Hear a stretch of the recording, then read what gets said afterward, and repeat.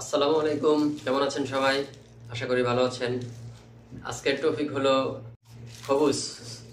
এই যে দেখতে পাচ্ছেন, খবুজ মানে বাংলাদেশে আমরা বলি রুটি, আটার রুটি যেটাকে আমরা বলি, সেটা সৌদি আরবিতে বলে খবুজ। তো আজকে আমরা খবুজ নিয়ে কথা বলবো। বাংলাদেশের আটার দাম কীরকম, ময়দার দাম কীরকম, আর সৌদি আরবে কীরকম চলছে সেই বিষয় নিয়ে আমরা কথা বলবো আজকে।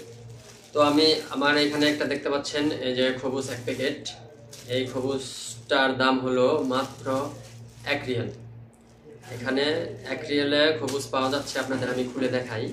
ইনটেক আমি ছিঁড়ে একটু দেখাচ্ছি, আপনারা দেখেন।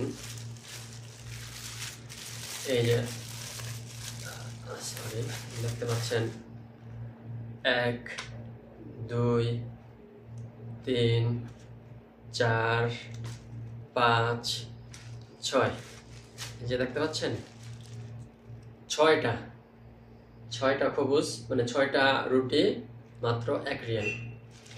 তো আপনারা বলতে পারেন যে 6টা রুটি 1 রিয়ালে দিচ্ছে কি কারণ, আমাদের দেশে কেন পাওয়া যাচ্ছে না? আসলে সৌদি আরবের সরকার এই আটা, ময়দা, গমের উপর তারা সে ভর্তুকি দেয়।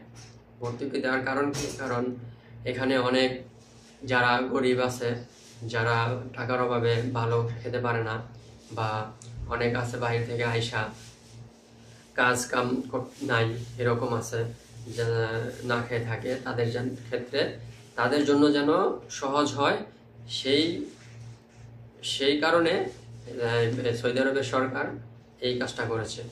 এখন বলেন যে বাংলাদেশে এত দাম, বাংলাদেশে কেন হয় না? এক একটা রুটি বাংলাদেশে এখন 10 টাকা করে, বুঝছেন? 10 টাকা করে। তো আসলে সরকার এমন হওয়াই উচিত দেশের জন্য, দেশের মানুষের জন্য, যে জনগণ বা পাবলিক, গরিব মানুষ, হ্যাঁ, মধ্যবিত্ত বা নিম্ন মধ্যবিত্ত, তারা কিভাবে থাকবে, কিভাবে চলবে, সেই চিন্তা ভাবনা নিয়েই আসলে সরকার হওয়া উচিত। কারণ আমাদের সরকার তো, আমি আসলে রাজনৈতিকভাবে কথা বলতে চাই না, আমি আওয়ামী লীগও না, বিএনপিও না, আপনারা আসলে ভুল বুঝবেন না যে আমার রাজনৈতিক কথা বলে। আমি জাস্ট আপনাদের বোঝাতে চাচ্ছি যে আমাদের দেশে যেই সরকারই আসুক, আওয়ামী লীগ হোক বা বিএনপি হোক, তারা আসে জনগণের উপর বর দিয়ে না, জনগণের কাঁধে বর দিয়ে তারা থাকে না। তারা থাকে হলো প্রভাবশালী যে নেতা আছে, প্রভাবশালী যে এমপি, মন্ত্রী, তাদের উপর, তাদের কাঁধে বর দিয়ে তারা ক্ষমতায় টিকে থাকে। কারণ যদি তারা জনগণের কাঁধের উপর বর দিয়ে ক্ষমতায় থাকতো, তাহলে জনগণের কথাই চিন্তা করতো। তারা জনগণের কথা চিন্তা করে না কেন? কারণ তাদের জনগণ দরকার নাই। জনগণ ভোট দিলেও তারা জয়ী, না দিলেও জয়ী। তো এর জন্য আমি আজকে রুটিগুলা দেখাচ্ছি, খবুজগুলা দেখাচ্ছি। কারণ এই খবুজ হলো গিয়ে, খবুজ খায় হলো গিয়ে যারা নিম্ন মধ্যবিত্ত বা মধ্যবিত্ত বা গরিব যারা, তারাই রুটি খেয়ে জীবন যাপন করে।